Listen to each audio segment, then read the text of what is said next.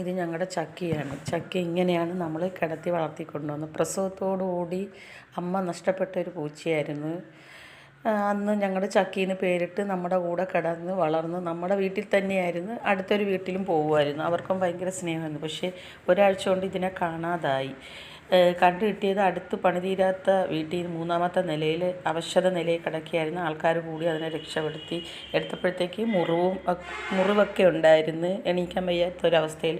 അപ്പോൾ തന്നെ നമ്മൾ ഹോസ്പിറ്റലിൽ കൊണ്ടുപോയി അതിൻ്റെ ആവശ്യമായ ട്രീറ്റ്മെൻറ്റ് നടത്തിക്കൊണ്ടിരിക്കുകയാണ്. ദിവസവും കൊണ്ട് ചെല്ലാൻ പറഞ്ഞ് ഓരോ ദിവസം ചെല്ലുന്തോറും അത് അവശത നിലയിലാണ് വരുന്നത്. അത് വെയിലത്തേ കിടക്കൂ, വയറ്റിൽ കൂടി അഴുക്കും, ചെവി കൂടി പഴുപ്പും ബ്ലഡും എല്ലാം വന്നുകൊണ്ടിരിക്കും. ഓരോ ദിവസം ചെല്ലുന്തോറും അത് ക്രിട്ടിക്കൽ സ്റ്റേജിലാണ്.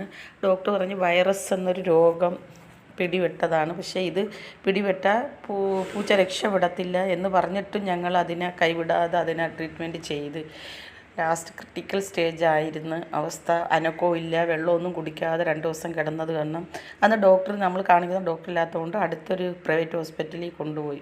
പക്ഷേ കൊള്ളയടിക്കുന്ന ഒരു ഹോസ്പിറ്റലായിരുന്നു. അതിന് വേണ്ടുന്ന മരുന്നുകളെല്ലാം നമ്മൾ കൊടുത്തുകൊണ്ടിരിക്കുകയാണ് ഇപ്പോൾ.